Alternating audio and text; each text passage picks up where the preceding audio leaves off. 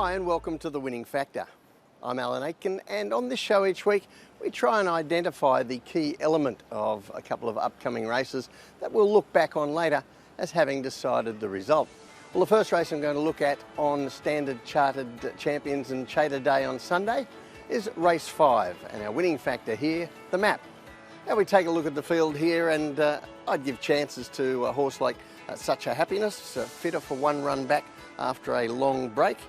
Beauty Loyal, Zach Purton's ride. But this looks a crucial race for the Trainers' Championship, with the top chances looking to be John Moore's Monica and John Sizer's Nice Kick. Now we're going to take a little detour at the start of this race and have a look back at the seasons that the main trainers have had this season. And this is a scenario we're seeing on Sunday in this race 5 that'll play out throughout the coming weeks. And if we look at this graphic, we see just how the season has progressed for Moore, Size and Law. And as you can see, mid-season John Size opened up a break, but in the month since the beginning of March, John Moore and Frankie Law have been closing that gap steadily, if not rapidly. Now again, second graphic here, which requires a little bit of explanation, this one, because we've got plenty of data, of course, for John Moore and John Size. And this shows their average winners per month over the past seasons. And we don't have so much data on Frankie Law, it's only his second season. But I think the key takeaway from this graphic is you have a look at John Moore and John Size toward the end of their seasons, and they usually start to run out of winners. Their form dips a little bit in the final weeks of the season. So if Frankie Law, as he did in his first season, can kick back over the final meetings, he has a chance to take this. So it's back to our target race here on Saturday, race 5, and this looks almost a head-to-head clash between Moore and Size. We're going to have a look at what Monica and Nice Kick have been doing. Firstly, we're going to have a look at race 6:11, and we see Monica closing strongly from back in the field to win this over the same course and distance from the same barrier draw and with the same visiting jockey, James McDonald. So plenty of coincidences there. But he climbs in the weights as a result of this win, hit the line strongly. There are obviously more wins to come, but he does get to the top of the weights now. Meanwhile, Nice Kick won in Class 5 before he was beaten in Class 4 last start. But we'll see here only after he was caught 3 wide throughout the race. There he is, the orange and red colours. He was able to run clear at the 250 metre mark, but that extra work during the race told late in the piece, and he was run down over the final stages. That was gate 9 for Nice Kick last time, but when we look at this week's map, we see that in gate 10, Monica is still out there, but this time Nice Kick moves into barrier 5 and looks to get a perfect trail.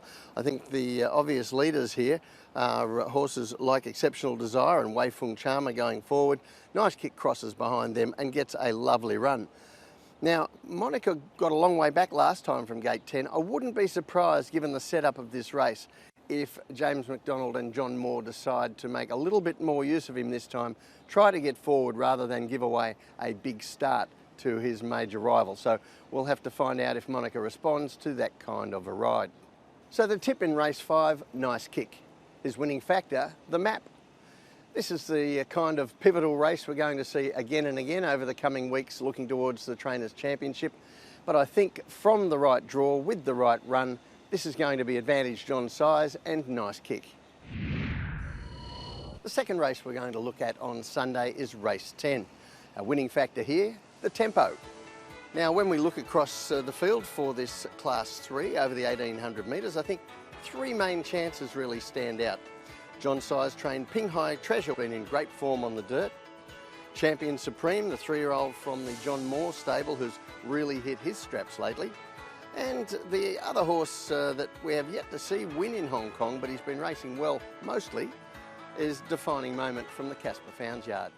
Now I want to take a look at what each of these horses has been doing lately. And first we're going to take a look at Champion Supreme.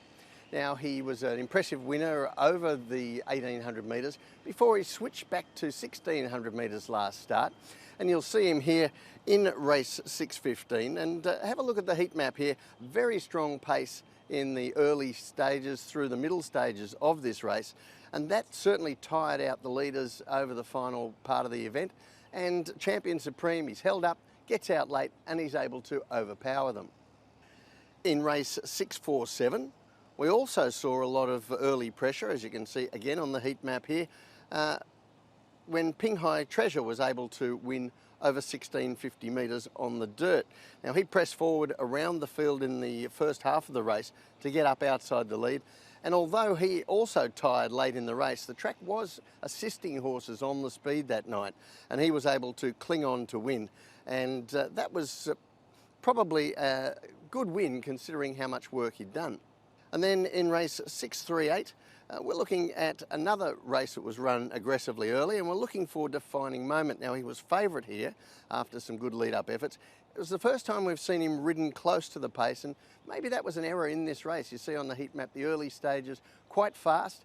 There was a little bit of a rest in the middle, but he didn't seem to be able to find the line ridden like that when he had to do the work early, and he drops out of contention. Since then, we've seen him ridden back again, and he's run very, very well.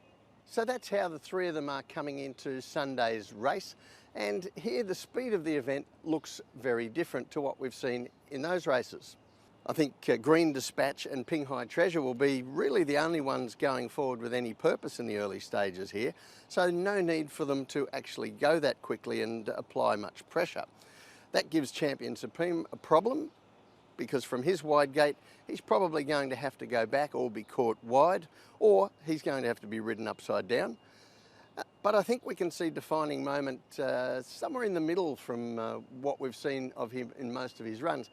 Without doing a lot of work from an inside draw, he can be not far behind the leaders here without burning him up as he was in the replay we saw, but without getting too far out of his ground, which has been a little bit of an issue. So the tip in race 10, Defining Moment. His winning factor, the tempo. Now let me say up front that if Pinghai Treasure does bring his dirt form across to the turf with an easy run up on the lead, he's probably going to win this race. But we haven't yet seen him race quite as well on the turf, so there is that question mark with him. That brings us to what I see as the only other serious chance in the race, and that's Defining Moment. He races well on the turf. I don't think he'll have to be bustled to take a good position here, and the tempo is going to suit horses up nearer the pace. So he looks the tip in race 10. Well, that's it from the winning factor this week. Good luck on Sunday. See you next time.